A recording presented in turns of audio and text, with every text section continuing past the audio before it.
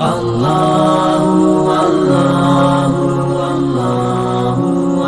اللہ الرحمن الرحیم۔ السلام علیکم ورحمۃ اللہ۔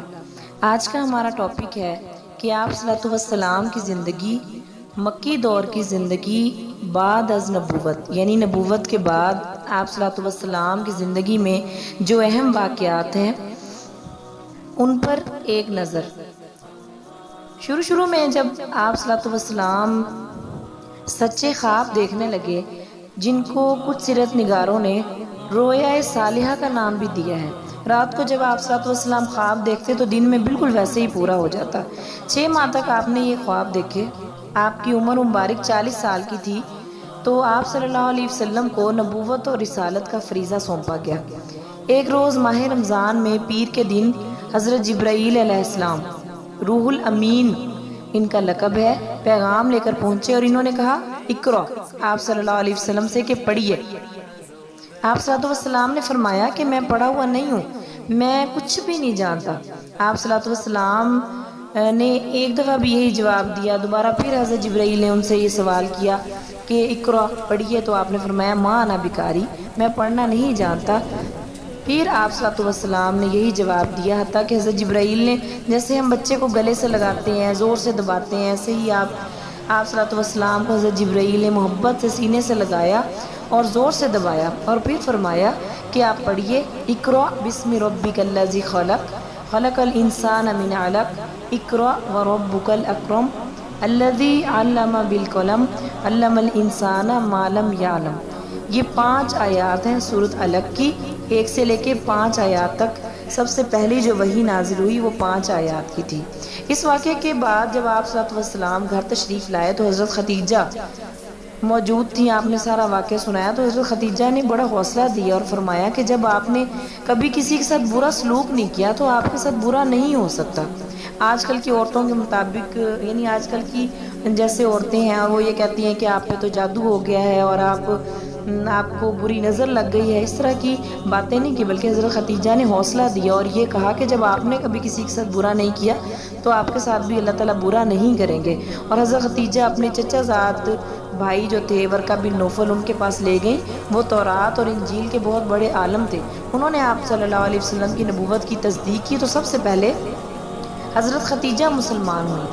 یہ عورت کے لیے ایک بڑا شرف ہے، عورتوں کے لیے، کہ سب سے پہلے جو اسلام لانے والی سب سے پہلی عورت ہی تھی، یعنی مردوں اور عورتوں میں سے پہل عورت نے کی۔ حضرت خدیجہ سب سے پہلے مسلمان ہوئیں اور اسی طرح شہادت کا رتبہ بھی مردوں اور عورتوں میں سے سب سے پہلے عورت کو ملا۔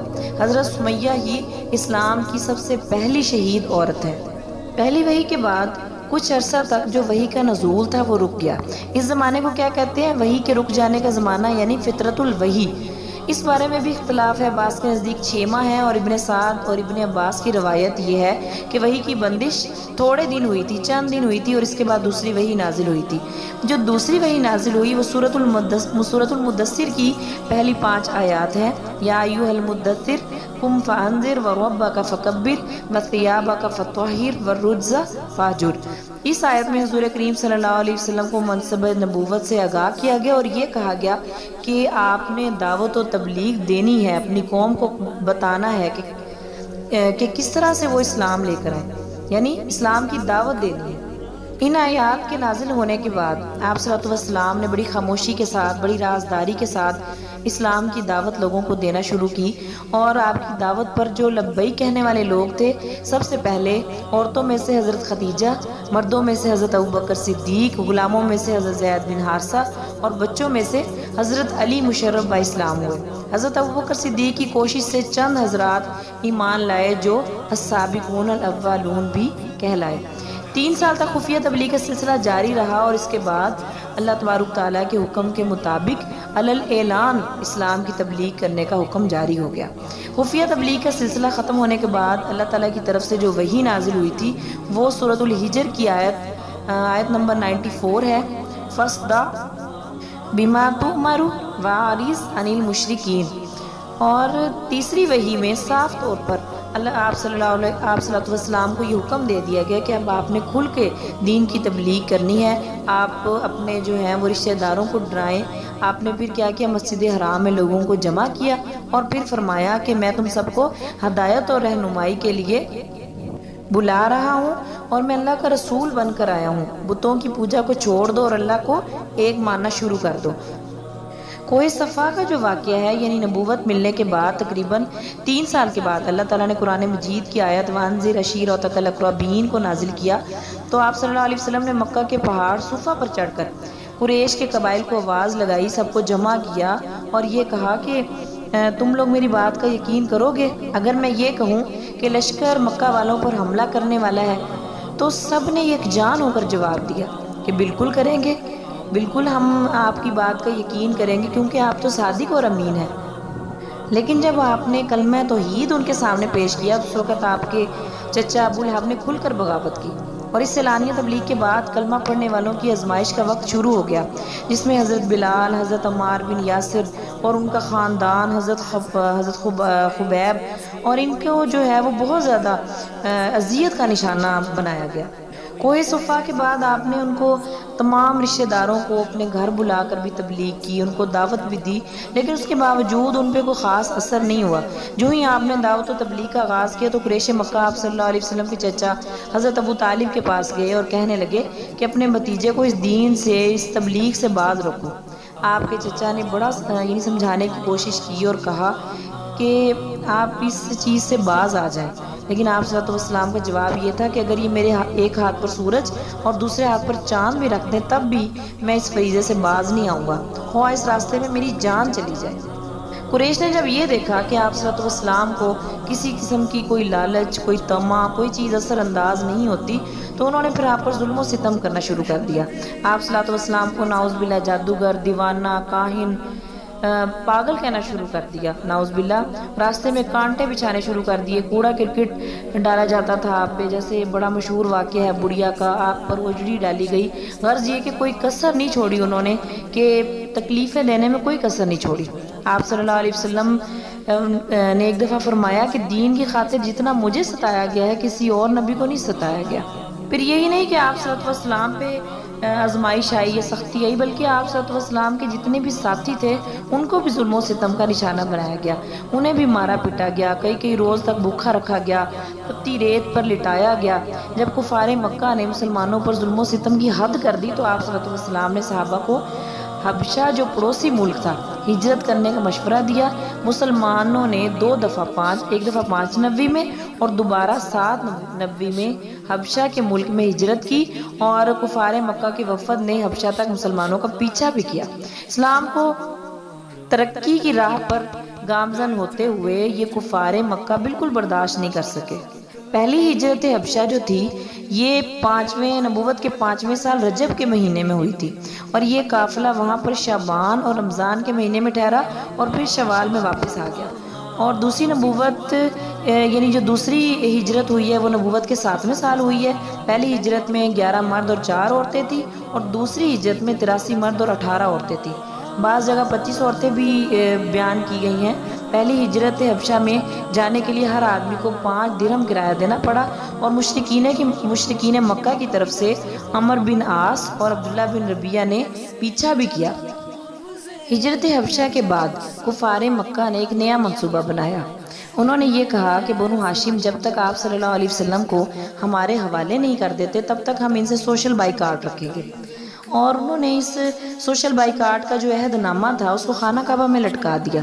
جب آپ صلی اللہ علیہ وسلم کو اس فیصلے کا علم ہوا تو آپ نے اپنے خاندان سمیت 790 سے 1090 تک تقریباً 3 سال شعب ابی طالب مکہ سے 3 میل دور گھاٹی ہے اس میں محصور ہوئے، اور یہ بڑی تکلیف دہ منزل تھی، بڑا کھٹن مرحلہ تھا کہ آپ صلی اللہ علیہ وسلم یعنی وہاں پہ کھانے پینے کے لیے کچھ نہیں تھا، کوئی وہاں پہ آپ کو کھانے پینا پہنچا نہیں سکتا تھا، جس کی وجہ سے آپ کے شفیق چچا اور آپ کی غمگسار بیوی حضرت ختیجہ دونوں ہی اس دنیا فانی سے کوچ کر گئے 1090 کو۔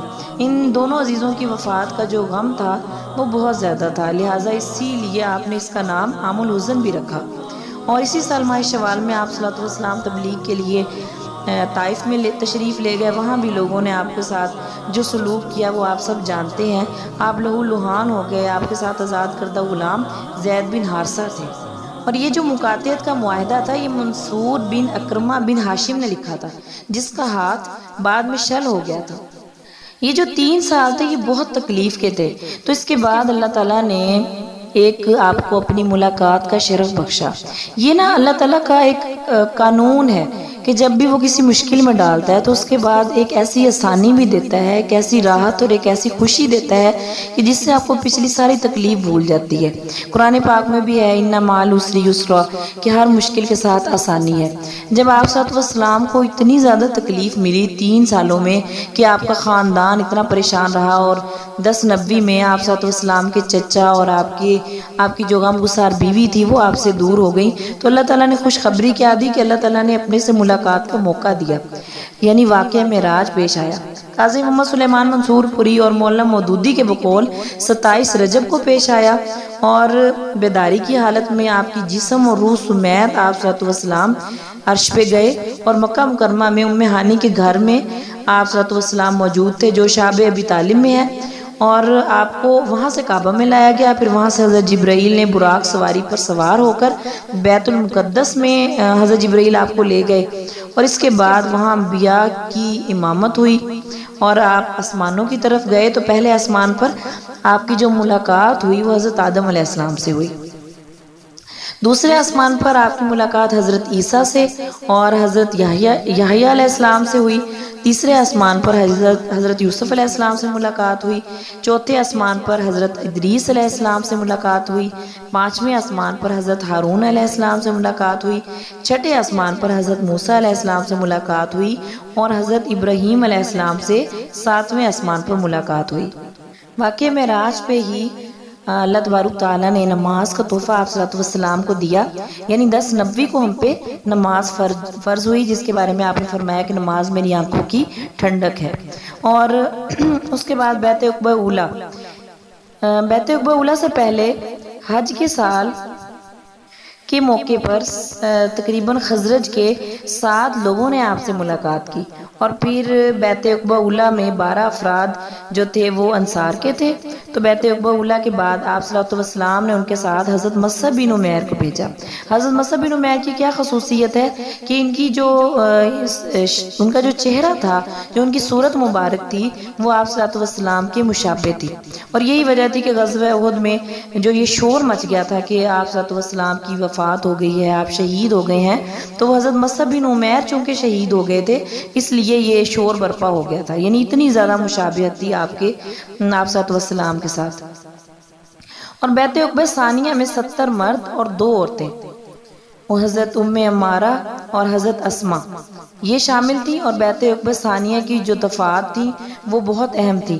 آپ نے کہا تھا کہ چستی اور سستی ہر حال میں میری بات سنو گے اور مانو گے، تنگی خوشحالی میں مال خرچ کرو گے، بھلائی کا حکم دو گے اور برائی سے روکو گے، اور اللہ کی راہ میں اٹھ کے کھڑے ہو جاؤ گے، اور اللہ کے معاملے میں کسی قسم کی ملامت نہیں کرو گے اور نہ ہی کسی ملامت کی پرواہ کرو گے، اور جب میں تمہارے پاس آ جاؤں گا تو تم میری مدد کرو گے، وہ مدد جس چیز سے بھی ہو، اپنی ماں اپنی جان سے ہو، اپنے بال بچوں کی حفاظت جیسے تم کرتے ہو تم میری حفاظت بھی بالکل ویسے ہی کرو گے۔